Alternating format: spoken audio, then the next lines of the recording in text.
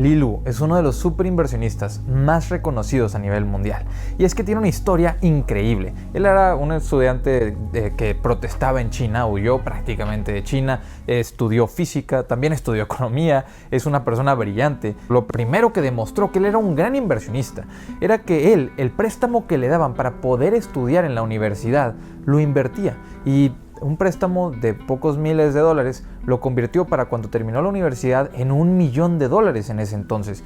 Y es la única persona a la que Charlie Munger le ha confiado su dinero como gestor de fondos. Charlie Munger decía, no había otra opción, o era manejar yo ese dinero o era que Li Lu manejara ese dinero. Y Charlie Munger sabemos que no le gusta diversificar, tiene sus acciones de Berkshire Hathaway, sus acciones de Costco y esa porción que invierte con Li Lu. Y Li Lu, bueno, ya que tenemos ahí una idea de que estudió de todo, de que sabe de muchos diferentes temas, quiero hablar acerca de las lecciones que él ha dado, de tanto que he leído como las que ha dado en entrevistas, que más me han gustado acerca de él. Hola y buen día, inversionistas, yo soy Bernardo y esto es Creciendo Capitales. Bienvenidos a un video más para escuchar acerca de las mejores lecciones de uno de los mejores superinversionistas y el superinversionista al que Charlie Munger le ha confiado parte de su fortuna. Y bueno, Li Lu primero dice que las mejores empresas, y esto es lo que quiero ver, ¿cómo define él qué es la mejor empresa o una de las mejores empresas? Porque dice que son muy raras, muy difíciles de encontrar, pero que eventualmente si las estás buscando las vas a encontrar, y que cuando las encuentres a veces no van a estar a buenos precios, pero cuando estén a un gran precio, él, al menos lo que le gusta hacer es ponerles muchísimo dinero. Entonces vamos a escuchar lo que para él es una gran empresa. Primero, es una empresa que genera retornos sobre el capital invertido bastante altos o superiores a la media, y que lo puede hacer a largo plazo. ¿Cómo vamos a justificar o cómo vamos a entender que lo puede hacer a largo plazo? En base a sus ventajas competitivas, que tenga una ventaja competitiva duradera, lo que le llamarían moat. Entonces, lo que crea un compounder es este retorno sobre el capital invertido y esta capacidad de poder invertir ese dinero a largo plazo a niveles superiores a la media, o sea, altos retornos superiores a la media. Y él es uno de los creyentes, junto con Charlie Munger, de que el resultado que te va a dar la inversión va a ser muy parecido al retorno sobre el capital invertido que genera la empresa. Entonces, si ustedes buscan el ROIC, el ROIC de la empresa, y ustedes encuentran que esa empresa genera en promedio por 10 años un ROIC de 18%, pues ustedes podrían esperar en retorno sobre su inversión, sobre su capital o las acciones que ustedes tienen, un retorno aproximado también cercano al 18%. Y eso es lo que para Li Lu es la base de encontrar este tipo de empresas.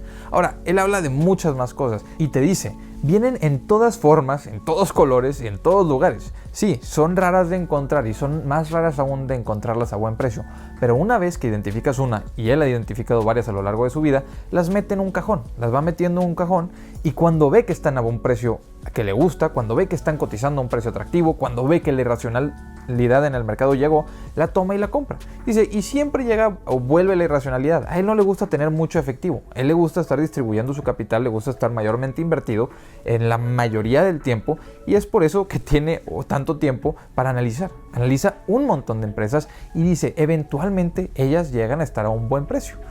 Y si no, next, cambias, buscas otra, porque aunque son muy raras, eso no quiere decir que no las vayas a encontrar. Eso simplemente quiere decir que aproveches, que las entiendas, que las comprendas, que entiendas lo que es una oportunidad, y eso pues toma práctica y toma tiempo. Ahora, las ventajas competitivas duraderas a él le interesan para que la empresa literalmente justifique una pista de crecimiento a largo plazo, porque sin esa pista de crecimiento a largo plazo no entra por sobre lo que es una gran compañía. Entonces, digo, simplemente para ir entendiendo un ROIC alto, una pista de crecimiento a largo plazo y ventajas competitivas. Entonces, lo que nos dice es cómpralas y manténlas a un largo plazo, y lo dice con toda seguridad.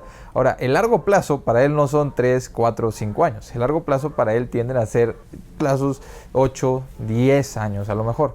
Pero también vemos rotación en sus portafolios eventualmente, y es que él es creyente de poner el dinero en donde él cree que tiene la mejor oportunidad y el menor riesgo posible. Entonces dice, por ejemplo, en Timberland Boots, las botas de Timberland, él tuvo rendimientos de, si no me equivoco, se multiplicó por 7 veces su dinero. Dice, bueno, entendí que yo ya había obtenido lo que quería obtener. Cuando vi la oportunidad, cuando vi el precio al que cotizaba, puse todo lo que pude ahí y me fue bastante bien. Ahora, Él, cuando dice diversifica poco, como quiera, le gusta tener diversificación, le gusta tener varias empresas. No tan extremo como Charlie Munger, que solamente tiene 3 posiciones principales, pero dentro de la misma escuela. Y él habla de que a él le gusta tener, por ejemplo, el grueso del portafolio, posiciones principales que tengan un gran porcentaje. Y además tener otras apuestas un poco más pequeñas, pero esas apuestas son en lo que él las está investigando. Y si dentro de que él está viendo, él está investigando, esa empresa cae fuertemente en valor y cae a un valor atractivo, él ahí va a entrar más fuertemente. Entonces, con lo principal del portafolio, él como quiera quiere tener esas secundarias a las cuales en cualquier irracionalidad va a entrar más fuertemente, y si no, a cambiarla. O si encuentra que ya efectivamente está posicionado en una empresa que quiere, él la va a seguir analizando, él va a seguir informándose acerca de ella, y de encontrar que es más atractiva de lo que él inicialmente creía, va a entrar mucho más fuerte. Dice que él no cree en esas entradas de 0.50% o de 100 basis points, que es como lo llaman los fondos en Estados Unidos. Dice, o sea, que suena como mucho porque dice 100 basis points o 50 basis points, pero al final de cuentas estás hablando de 0.50% de tu portafolio o 1% de tu portafolio. Él dice, pues mejor no distribuyas ese capital ahí, porque probablemente el impacto que va a tener sobre tu portafolio va a ser mínimo, y al final de cuentas va a ser más un impacto psicológico de que si le va muy bien, ¿por qué no me invertiste más? Y si le va mal, pues ¿por qué tenías ese dinero ahí? Y va a ser más fácil que la quieras vender o que te quieras hacer de ella. Entonces eso de 0.50% él no lo ve como algo de valor. Entonces pasemos a lo siguiente. Ya que entendemos lo que para él es una buena empresa y que él las busca adquirir y mantener a muy largo plazo, y dentro de los periodos de irracionalidad sumarles más a esas inversiones, y también no estar preocupado porque él considera que es muy probable, o al menos así ha tocado en muchas ocasiones, que cuando él adquiera la compañía continúe cayendo de precio por un plazo de tiempo. Él, por ser uno de los mejores super inversionistas, pues se ha comprobado que la mayoría del tiempo tiene razón, y vaya razón que tiene. Para él duplicar el dinero es prácticamente poca cosa. Él tiene inversiones que multiplican el dinero por varias veces. Y ahora quiero pasar a hablar acerca de sus consejos y de su opinión acerca de cómo debe de comportarse o qué debe de pensar un inversionista común. Y él dice, debes de tener mentalidad de dueño. Todos dicen esto, o se dice mucho esta mentalidad de dueño, pero él explica por qué es que la mentalidad de dueño es importante. Dice, si tú tienes la mentalidad de que tú eres dueño del negocio, tan solo por tener una porción de las acciones, tan solo por tener un par de acciones, todo cambia, tu modelo mental cambia. Porque ahora, si tú consideras que eres el dueño de esa empresa, quieres conocer lo más posible, quieres entender a los competidores. Dice, el hambre que tienes y tu poder de investigación o tu capacidad de investigación se ve muy distinta de si es una inversión o si eres el dueño de esa empresa. Entonces, por sobre eso vas a entender y trabajar para entenderla y para poder ver si es que efectivamente quieres tener todo el negocio, porque así lo ve él, o no. Aunque estés comprando una porción mínima. Y dice, hay que ser honestos con nosotros mismos. En este caso de mentalidad de dueño, oye, si te equivocaste, cámbiala rápido. No esperes a perder el dinero. Pero también hay que ser honestos con nosotros mismos de que si lo entiendes, lo vas a seguir valorando. Si no lo entiendes, cambia la página. Oye, si estás hablando de un negocio que para ti es algo complicado de entender y te das cuenta que constantemente te ves atorado para entender ese modelo de negocios, y si ese modelo de negocio se va a ir volviendo más complejo, va a ir sacando otros productos que cada vez entiendes menos y es un negocio que cada vez vas a entender menos, entonces dice, sea honesto contigo mismo y no pierdas tu tiempo, porque va a haber oportunidades en donde tú sí entiendes al 100%, que te van a tomar muchísimo menos tiempo de analizar y te van a dar muchísimo menos problemas a futuro. Ahora, algo que él es fiel creyente es escuchar al otro lado, escuchar la opinión del contrario. Dice, a mí me encanta meterme a escuchar las opiniones de los contrarios, leer lo que dicen los que están apostando en contra de esas acciones, leer lo que dicen los pesimistas o los negativos, porque yo debo desarmarlos o debo de poder desarmarlos con total facilidad. Entonces, si yo estoy haciendo mi análisis por sobre una empresa, yo quiero conocer el equipo directivo, quiero conocer lo que está haciendo la empresa, el modelo de negocios, los productos, la posición geográfica, el plan de expansión, quiero conocerlo todo. Y quiero irme a enfrentar a las personas que opinan negativo acerca de esta empresa. Y así yo poder comprobar qué tanto sé y si sé tanto como creo o qué me falta aprender para poder ver si efectivamente ellos tienen razón o yo tengo razón. Y si los puedo desarmar con total facilidad y los puedo desarmar rápido, mi trabajo está funcionando y lo estoy haciendo de la manera más correcta posible, lo cual me va a ayudar a largo plazo porque a final de cuentas esa tesis inicial, esas ideas, esa claridad que tienes en tu cabeza es lo que te va a permitir discutir contigo mismo en el momento en el que el mercado comienza a caer y te empiezas a plantear diferentes escenarios que a final de cuentas no te los plantearías si conocieras a fondo el negocio.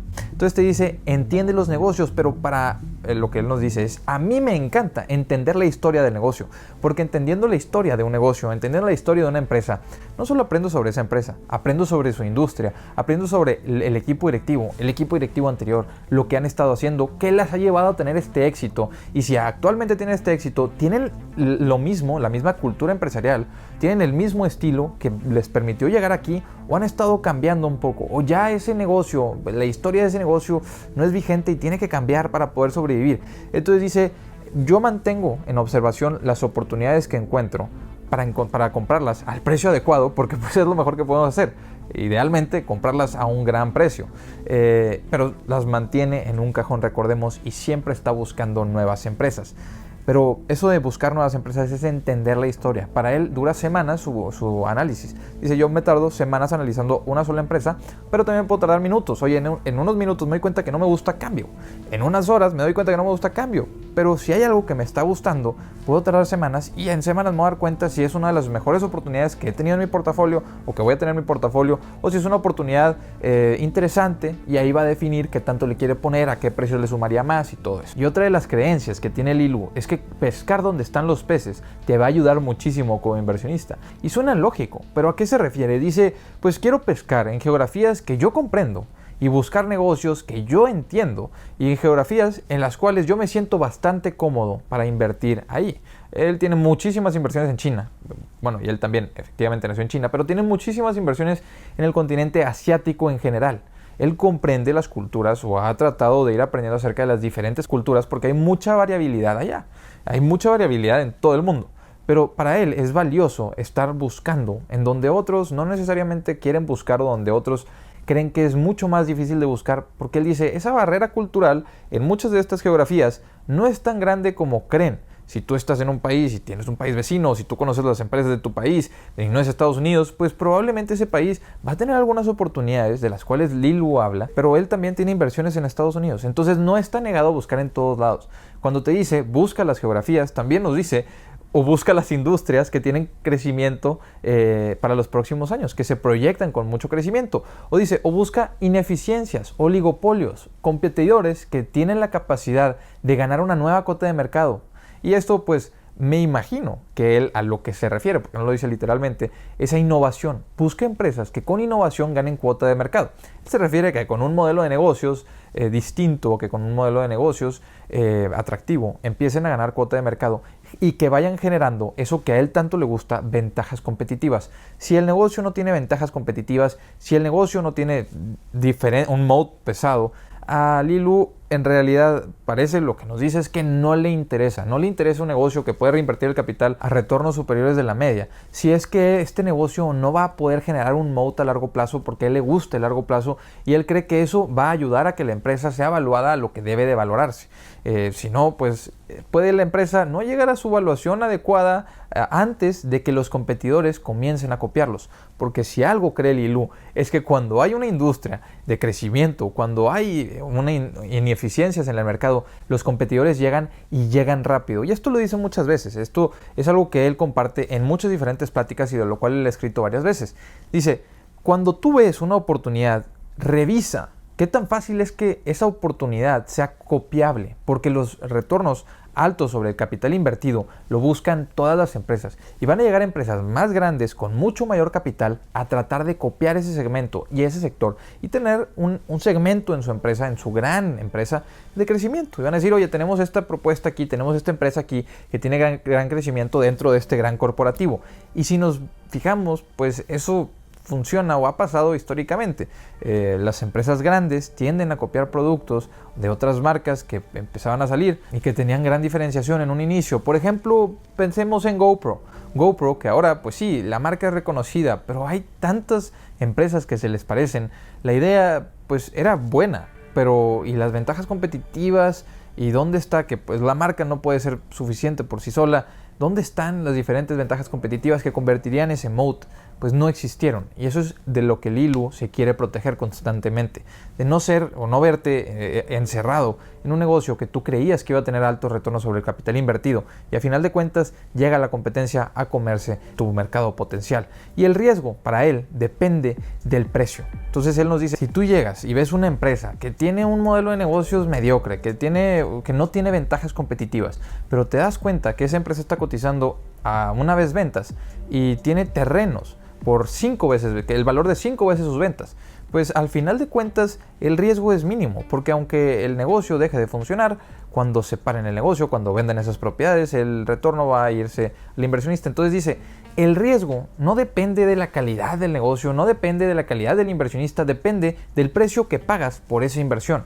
Ahora, bueno, Lilu no invierte en empresas que tengan pérdidas, o casi nunca lo hace. Entonces, no sé qué opine él de cuál es el riesgo de invertir en empresas de alto crecimiento que están comiéndose el capital, diluyendo a los accionistas, porque bueno, dice que siempre pagando un precio muy bajo limitas totalmente el riesgo, pero pues si una empresa la compras a $5 y se va a cero, no importa si la comprabas a 50 y se iba a cero. Entonces nada más ese contraste, que para Lilu el riesgo depende totalmente del precio, pero creo que podemos entender que no siempre es el caso, pero sí entendemos por qué es que o a qué es que él se refiere. Entonces él nos dice, lo que les platicaba, que él tiene en sus portafolios usualmente las posiciones principales y luego pequeñas apuestas que idealmente se van a formar en nuevas posiciones muy grandes. Dice, no te equivoques en las grandes. Dice, yo me he equivocado, he tenido muchísimos errores pequeños a lo largo de mi carrera, nunca uno de alta ponderación, jamás he tenido un gran error. Jamás he tenido un error de alta ponderación en ninguno de mis portafolios. Y eso hubiera afectado mi psicología y eso hubiera afectado fuertemente el resultado de mi portafolio para el largo plazo. Entonces, si tú vas a decidir ponerle una gran cantidad del portafolio a una empresa, entonces vas a tener que estar consciente de que esa empresa puede afectar tus resultados a largo plazo de una manera increíble. Entonces estar muy atento, aprendiendo lo más posible para ver si tienes razón por sobre esa empresa, y jamás tener una empresa, darle una ponderación importante a una empresa si tu convicción no es enorme. Un porcentaje enorme requiere de una empresa con una convicción tuya enorme. Eso es lo que él cree, eso es lo que él nos comparte. Dice, jamás he cometido un error grande en mis portafolios, pero he cometido muchísimos errores pequeños. Y eso creo que es algo muy valioso para nosotros. El tratar de entender que siempre vamos a cometer errores, pero que sean errores pequeños, que nunca sean errores de grandes ponderaciones. Pero bueno, inversionistas, yo creo que estas lecciones son bastante valiosas. Creo que a mí me aportaron bastante. Y creo que aquí podemos dejar este video. Si hay alguna lección que a ustedes les haya gustado más que otra, si hay alguna lección de otro super inversionista que ustedes quieran escuchar, o lecciones de otros super inversionistas que ustedes quieran que yo le haga video, déjenlas mencionadas para poder abordar ese tema. Entonces les dejo el grupo de Facebook en la descripción por si quieren ir, les dejo el Instagram, el Twitter por si me quieren ir a seguir. Nos vemos en la próxima. Hasta luego.